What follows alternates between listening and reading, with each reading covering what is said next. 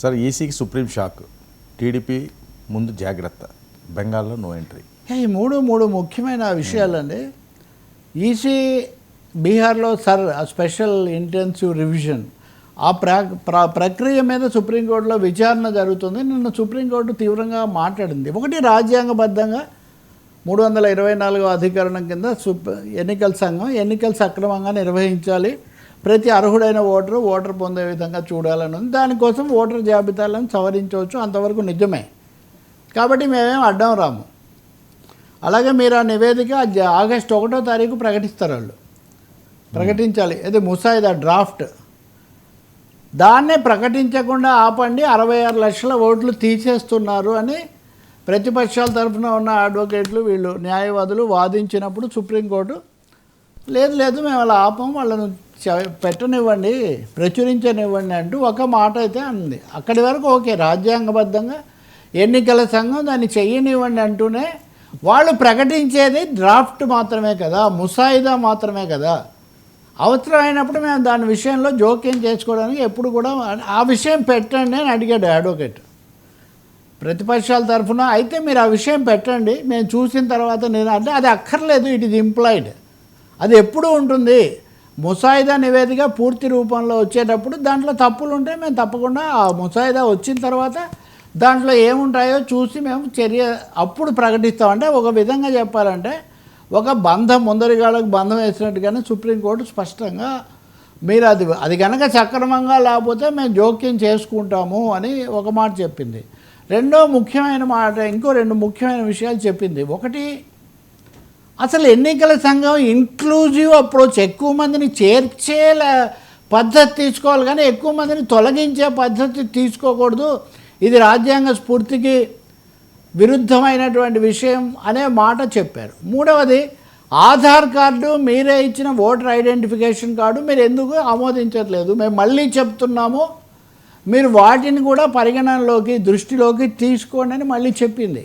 అంటే జాబితా అనేదాన్ని ఆపము అని చెప్పినప్పటికీ ఎన్నికల సంఘం ఎలా చేస్తుందో దాన్ని బట్టి మేము నిర్ణయానికి వస్తామన్నది చాలా ఖచ్చితమైన హెచ్చరిక ఎన్నికల సంఘానికి, ఈసీకి సుప్రీంకోర్టు జస్టిస్ సూర్యకాంత్ వాళ్ళు జారీ చేశారు అనేది మనం ఇక్కడ గమనించాలి. అయితే ఇక్కడ బెంగాల్లో ఏంటి, బెంగాల్ ఎన్నికల జాబితా కూడా ప్రకటించింది ఎన్నికల సంఘం.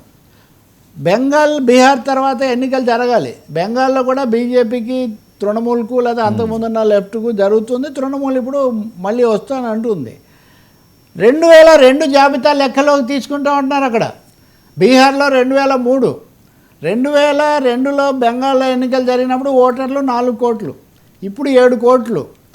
ఆ 4 కోట్ల జాబితా దగ్గర పెట్టుకొని ఇప్పుడు 7 కోట్ల మంది ఓటర్లు ఉన్న ఈ జాబితాను సమీక్ష చేస్తాము, పునఃపరిశీలన చేస్తాము అంటే బీహార్లో జరిగింది బెంగాల్లో రిపీట్ కాబోతుంది అన్న విషయం చాలా స్పష్టంగా అందరూ ఆందోళన చెందుతున్నారు. సుప్రీంకోర్టు ముందు కూడా ఆ మాట చెప్పారు. అక్కడ మమతా బెనర్జీ అయితే వలస కార్మికులందరూ వచ్చేయండి బెంగాల్కు అనే పద్ధతిలో ఆ ముఖ్యమంత్రికి ఆమె మాట్లాడారు. కాబట్టి బెంగాల్లో కూడా ఈ బీహార్లో జరిగింది ఊరికినే పోవట్లేదు, అది దేశమంతా ఇదే మంత్రం ప్రయోగించబోతున్నారు అనే ఒక తీవ్రమైన ఆందోళన వాతావరణం రాజకీయ పక్షాల్లో ఏర్పడింది. ఇక్కడ టీడీపీ ఆంధ్రప్రదేశ్ ప్రస్తావన ఏమంటే చాలా ఆసక్తికరంగా, ఆంధ్రప్రదేశ్లో తెలుగుదేశం తరఫున వెళ్ళిన ప్రతినిధి వర్గం ఎన్నికల సంఘాన్ని ప్రత్యేకంగా కలుసుకుంది. ఆ కలుసుకున్న బృందానికి నాయకత్వం వహించిన ఎంపీ కృష్ణదేవరాయలు మీడియాతో మాట్లాడారు. ఇప్పుడు మేమేదో ఎన్నికల సంఘానికి భిన్నం అన్నట్టుగా కొన్ని కథనాలు ఇస్తున్నారు, అది నిజం కాదు.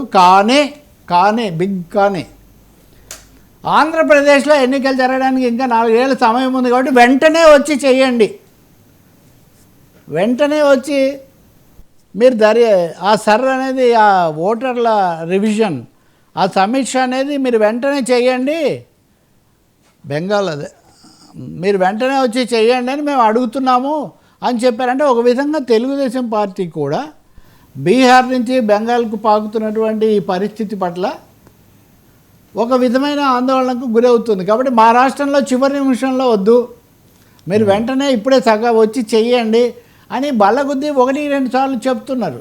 ఇంకా మూడోది, మరోవైపున వైసీపీ వాళ్ళు కూడా వెళ్ళి కలుసుకొని వచ్చారు. వాళ్ళు ఇది చేయడంతో పాటు అప్పటిది కూడా మీరు గత ఎన్నికలది కూడా మీరు పరిశీలించండి అని వాళ్ళు అడుగుతున్నారు. కాబట్టి ఏ తర్వాత ఇది అటు ఇటు తిరిగి ఆంధ్రప్రదేశ్ కూడా Bihar to Bengal to AP ఈ ఎన్నికల జాబితాల వ్యవహారం. ఇంకొకటి ఓటర్ కార్డు దీన్ని మీరు పరిశీలించాలి అనే మాట తెలుగుదేశం పార్టీ కూడా చెప్పింది. ఇది ఎన్నికల సంఘానికి చెప్పొచ్చింది. ఇప్పుడు కృష్ణదేవరాయలు కూడా మళ్ళీ చెప్తున్నారు, మీరు ఆ ఎపిక్ కార్డు ఆధార్ కార్డు అనేవి తీసుకోవాలని మేము అన్నాము, ఎలాగ ఎన్నికల సంఘం కూడా తీసుకుంటానని చెప్పింది కదా అని ఆయన అక్కడ చెప్తున్నాడు.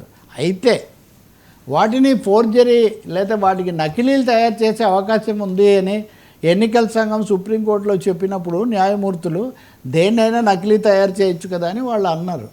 కాబట్టి ఇక్కడ తెలుగుదేశము బీహార్ కూడా కొంతవరకు వీళ్ళు చెప్తున్నప్పుడు ఇదేమో పెంచుకుంటూ పోతే ఏం జరుగుతుంది అనేది ఒక పెద్ద ప్రశ్నగా ఉంది బీహార్ పరిస్థితి. సుప్రీంకోర్టు అంతిమంగా ఏం చెబుతుందో చూశాక, అంటే ముసాయిదా జాబితాలు విడుదలైన తర్వాత సుప్రీంకోర్టు తుది ఆదేశాలు ఇచ్చే అవకాశం, అదే ఫైనల్ అనుకోవాలి మనం.